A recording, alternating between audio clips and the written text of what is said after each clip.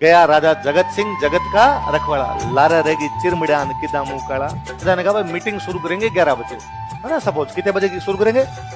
पर मेरा ये कहना है कि जिन जिनको ताजीम मिली हुई है वो 10 बजे तक आ जाना या 11 बजे से पहले आ जाना। मैं 10 बजे दरबार में आ जाऊंगा, ताजीम मिले हुए 11 बजे से पहले पहले आके बैठ जाना, ताकि मीटिंग शुरू होने के बाद यदि कोई ताजीम वाला आए तो मेरे को खड़ा।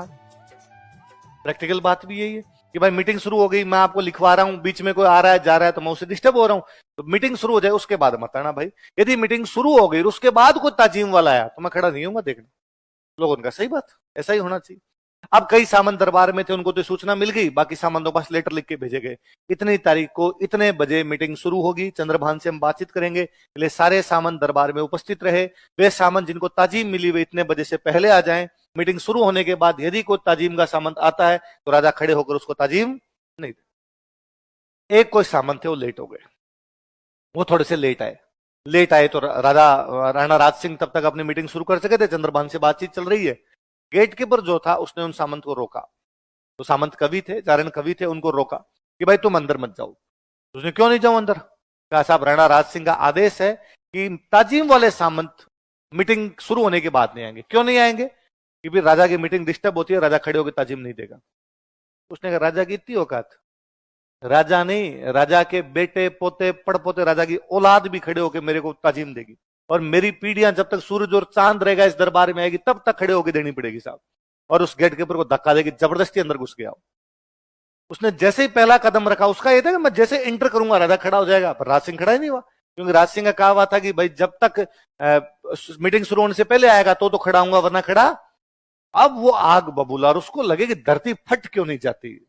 मैं घुसा दरबार में, राजा खड़ा नहीं हो रहा, इससे बड़ी बेइज्जती मेरी क्या होगी।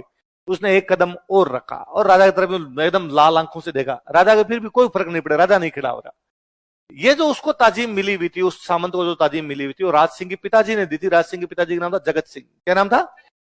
तो जगत सिंह ने दी थी। जगत सिंह दी तब लिख के दिया था कि भाई मेरी पीढ़ियां भी खड़े होकर तेरा स्वागत करेगी, तेरे को क्या दी जा रही है? ताजीम। तो जब वो दूसरे कदम पे भी नहीं खड़ा तो सामंत से आगे चला ही नहीं गया।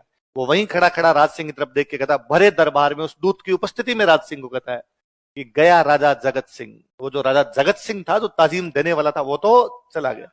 जगत का रखवाड़ा, वो जो जगत का रखवाड़ा जगत सिंह था, वो तो गया। राजा जगत सिंह जगत का रखवाड़ा, लारा रहेगी चिरमिड़ान किदा मुंह काला। पीछे तेरे जैसी चिरमियां बची है जो मुंह काला करवाएगी, इसके अलावा कुछ भी। आप इमेजिन कीजिए मेवाड़ के राणा को उसका सामंत दरबार में खड़े होकर कहता है कि तू मुंह काले करवाने लायक है। ये सामंत की ताकत है, क्योंकि इस राजा जो है सामंत का स्वामी नहीं है, समकक्षों में राज्य राजा की व्यक्तिगत संपत्ति नहीं, उसकी क्या है।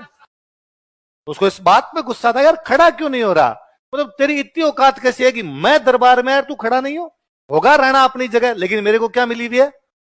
हालांकि कहते हैं राज सिंह इस बात से इतना गुस्से में आया था, इतना भयंकर। राणा राज सिंह इस मामले बड़े गुस्से वाले आदमी। राणा राज सिंह ने उस सामंत को वहीं मार दिया था।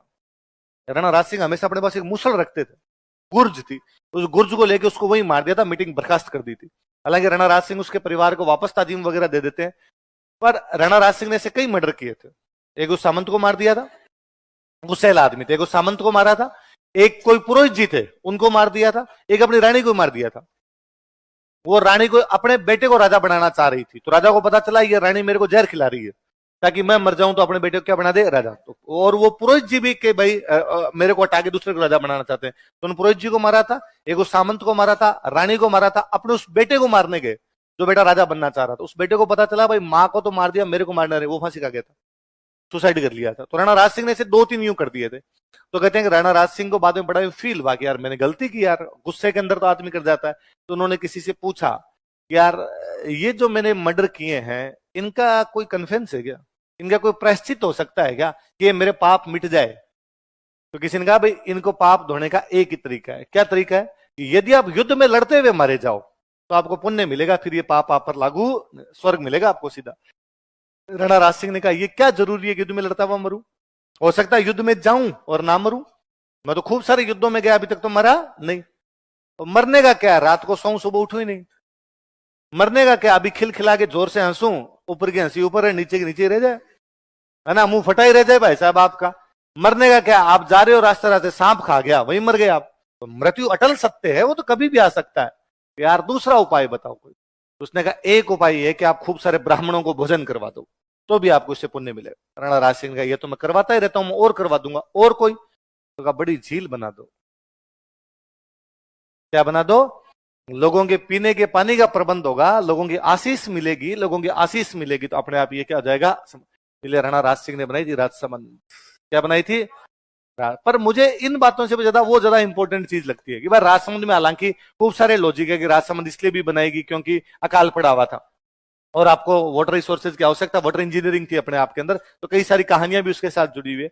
पर आप उस एक सामंत को देखिए, वो जानता था कि मैं भरे दरबार में राजा को बोलूंगा, राजा दंड दे सकता है, पर उससे अपने अधिकारों के लिए चुप नहीं रह गया। मारे तो मारे राजा, पर राजा की बेइज्जती तो होनी चाहिए, ताकि आइंदा से कोई राजा इस प्रकार से ताजिम वाले का आने पर खड़ा ना होने की हिमाकत है।